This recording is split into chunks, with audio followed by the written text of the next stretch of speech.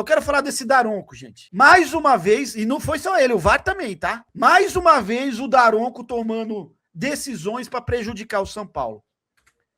O São Paulo, para mim, fez um bom jogo ontem. Gente, dava para ter ganhado. Tá?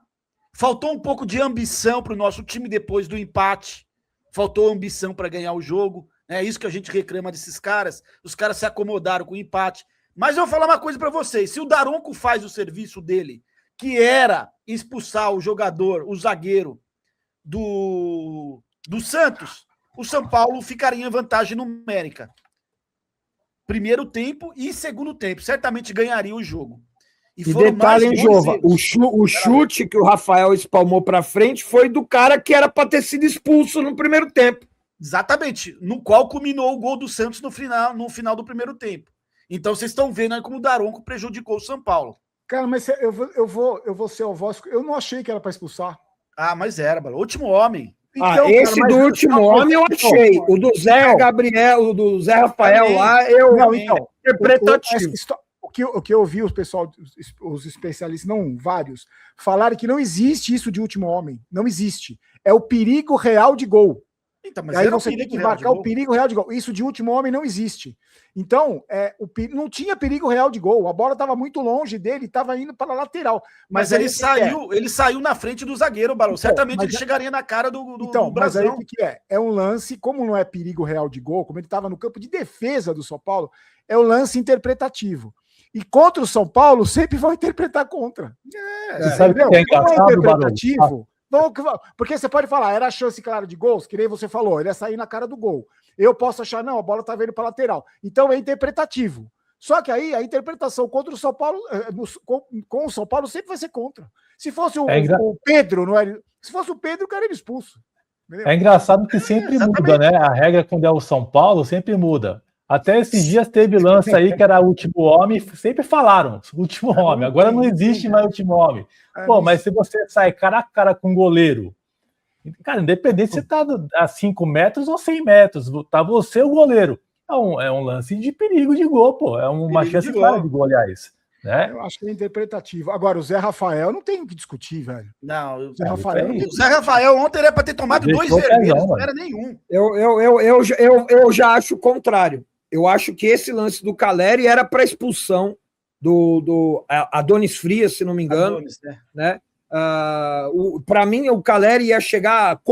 O Caleri, ele partiu antes do meio-campo e ele já estava à frente do jogador do Santos, já, velho.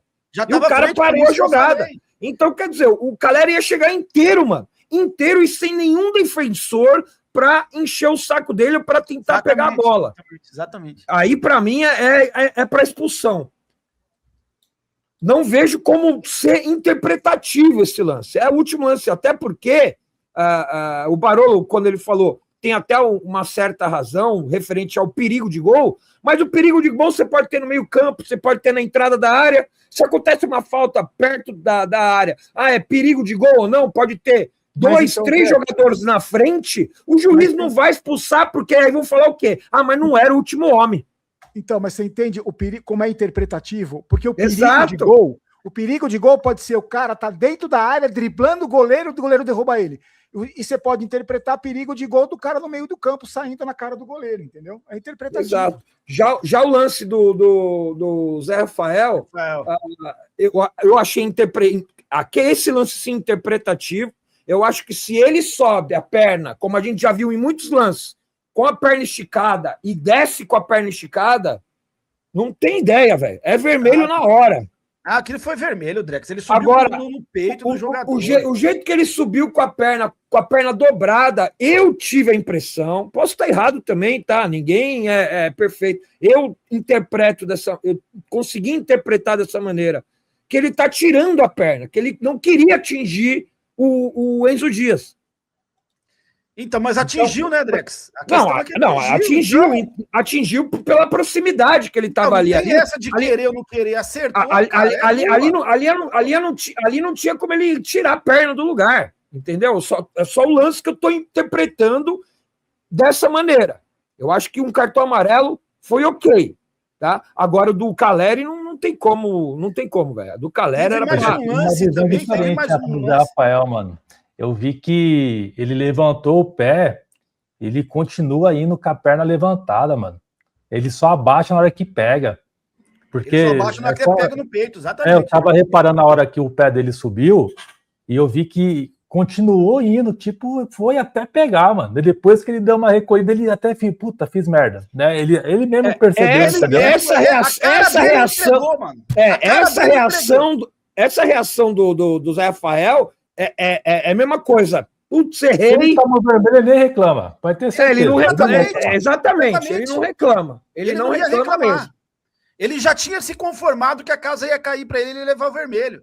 Então, para mim, os dois lances eram lances de expulsão. Você imagina se fosse Flamengo e Palmeiras e Corinthians, teria expulsado os dois jogadores do Santos. Mas isso é certeza, teria expulsado. Porque o São Paulo, gente, o São Paulo nesses últimos anos aí, o São Paulo perdeu completamente o respeito de comissão de arbitragem, de CBF, Federação Paulista. O São Paulo perdeu o respeito, ninguém mais respeita o São Paulo. Por isso que eu falo da importância do São Paulo ter um cara para lutar, né? Para chutar a porta de CBF se precisar, de comissão de arbitragem. Eu fosse São Paulo, eu ia atrás lá do ex-dirigente do Flamengo lá, ó. Lembra o nome aí, Drex? Que saiu Marcos do Remo Braz. lá. Marcos Braz, cara, ele fazia isso muito bem pro Flamengo, fazendo um jogo de bastidor pro Flamengo. Vai atrás dele para lutar pelo São Paulo por isso aí. E ele é um cara que ele não abaixa a voz não para a federação, para a comissão de arbitragem. Mas você veja, esse problema de falta de bastidor, que a gente vem há anos, é um negócio que demora anos para você recuperar. Anos. Até o ano passado, o homem forte do futebol do São Paulo de bastidores é o Belmonte. Então, com um cara desse, você não vai ser respeitado, Barolo, entendeu? Qual é a credibilidade desse cara para chegar numa CBF? Ô Barolo, pior que tinha jornalista que falava essa frase pra mamar jogador lá, pra puxar saco de jogador lá dentro. Barolo, tinha jornalista que falava de boca cheia, né? Não, é o homem forte do futebol. Não, você imagina, eu fico imaginando o Belmonte indo lá na Comebol e a secretária do presidente fala assim, liga para a sala do presidente e fala assim, presidente, tem um cara chamado Belmonte aqui, um gordinho que fala engraçado aqui, ele disse que é do São Paulo, disse que quer pressionar aqui, reclamar da arbitragem, o que eu faço? Imagina o presidente da Comebol falando, quem? Belmonte? Que com a fala molhada? Não, manda embora, não vou atender não. É isso. Era o homem forte do futebol do São Paulo, velho. O Macis, ele foi hoje lá na CBF, tava lá com o presidente da CBF e o da Federação. Mas o Macis também, velho, é câmera lenta, né, velho? Mas pelo menos ele tá fazendo alguma coisa, né? O outro pra ir pra lá também custava, né? Pra fazer alguma coisa. O outro ia pra lá, né? O Macis, ele foi lá pedir a benção do presidente da Federação Paulista, conseguiu a semifinal da Copinha no Morumbi. No final de semana, o Candançan apitou o nosso jogo. Aí também não dá, né, velho? Não dá. Então velho, o que eu falo pra vocês, esse trabalho de bastidor demora anos. Então você vai conseguir a Copinha, mas aí você tem que engolir o Candançan, você vai conseguir alguma coisa, aí você vai ter o Daronco no interpretativo contra o São Paulo, porque não é de uma hora para outra que muda, velho. Demora pra cacete. Muda, Barolo, muda. Se você bater o pé... Muda, mas assim, não você veta um árbitro... eu sei que os clubes não têm poder de veto de arbitragem, mas a partir do momento que você bate o pé, os caras falam, aqui não dá mais pra gente fazer o que quer contra o São Paulo. O São Paulo não tem essa pessoa hoje dentro. Eu acho que é um processo, entendeu? Não é tão simples assim. Não tem. Vai levar tempo. Mais do que a gente imagina. São Paulo começa a vetar a arbitragem, fala, eu não quero tal árbitro no meu jogo aí. Os caras já vão começar a tomar cuidado. Você entendeu? Não vai começar a colocar qualquer um nos jogos do São Paulo, mas o São Paulo não faz isso. O São Paulo aceita tudo de cabeça baixa. Então a gente já tem uns árbitros de cabeça que todo torcedor do São Paulo sabe que vai dar merda quando apita. É Candançan, é Luiz Flávio de Oliveira, é Cidaronco aí, é aquele Ramon Abate Abel. São 4, eu tenho, agora eu lembro desses 4. O Klaus eu acho que nem tanto, viu, Teclas? Apesar de ele ser verde, eu acho que é um bom árbitro. Contra o Palmeiras. Não, São Paulo e Palmeiras não dá, né? Mas esses 4 que eu falei aqui, o São Paulo tem que começar a vetar, porque todo São Paulino sabe, se esses 4 árbitros apitar jogo do São Paulo, o São Paulo vai ser prejudicado em lance capital do jogo. Foi o que aconteceu ontem, 2 lances que teriam mudado a história do jogo. Hoje a gente poderia estar com 6 pontos na liderança do campeonato. Faz uma diferença do caramba, até para a moral do elenco. né? Mas é isso, o São Paulo aceita tudo de cabeça baixa e os caras pintam em borda. E eu sabia que qualquer erro grave ontem do Daronco seria contra o São Paulo. Aconteceu de novo, né? Uma vez mesmo ele assumiu em podcast o Daronco aí, que ele errou feio contra o São Paulo. É o gol do Caleri lá, né? Que deram impedimento. Então, é isso, gente, é isso. Então, é triste, velho. A galera tá lembrando da Edna aqui também, que erra demais contra o São Paulo também. Então tem uns 5, 6 aí, gente, que não dá para deixar pitar. Você entendeu? Se o São Paulo não vetar, vai continuar acontecendo isso todo jogo. E o São Paulo vai ser prejudicado. Eu só gosto daquele juiz que xinga jogador. Aquele que eu mais gosto. Mas aí o jogador, os beleza não gosta, né, Barulho? Eles não gostam. É, chora, né? Mas o que eu mais gosto é e parece que até esse árbitro aí acabou vindo a público pedindo desculpa e tal, e tudo mais, né? Mas ele falou pro Rafael Assis, ele falou, mandei mesmo, mete o jogo. Eu falei, vai tomar naquele lugar mesmo, vai jogar bola. É isso, mas ontem o São Paulo, para mim, foi prejudicado porque o jogo iria mudar, assim como mudou no Morumbi, que teve a expulsão do Gabriel Menino, né? O São Paulo teve um a mais, o jogo ficou mais favorável para o São Paulo, né?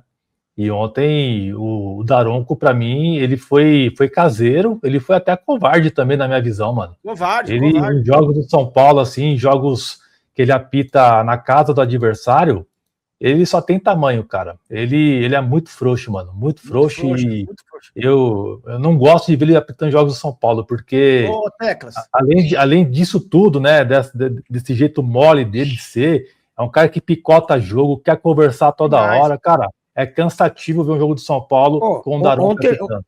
Ontem ele estava jogando de zagueiro pro Santos. Acho que 2 bolas bateu nele ali. São Paulo trocando bola. O cara já tá sem mobilidade. O cara já tá tão grande que ele não consegue ter mobilidade mais dentro do campo. Não tem mobilidade nenhuma. E não podemos esquecer também do VAR. Alguém lembra do...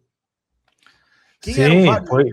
Eu fiz até um post, ô Jova, no Instagram. Eu vi seu post, cara. Eu vi. É uma vergonha o VAR ter chamado o Teclas levantou a capivara aí do cara da tela. Sim, uma vergonha, cara. Uma vergonha. O Rodrigo Nunes de Sá. Rodrigo Nunes de Sá, o mesmo que deu aquele gol de mão do Paulinho. Exatamente. Ele é do Rio de Janeiro. Esse Rodrigo de Sá é do lado do Rio de Janeiro. Ele sempre erra também contra o São Paulo. Sim. É ele mesmo. Rodrigo Nunes de Sá, que validou o gol do Paulinho de mão do Atlético em 2024. O mesmo cara. Uma vergonha, cara. Uma vergonha.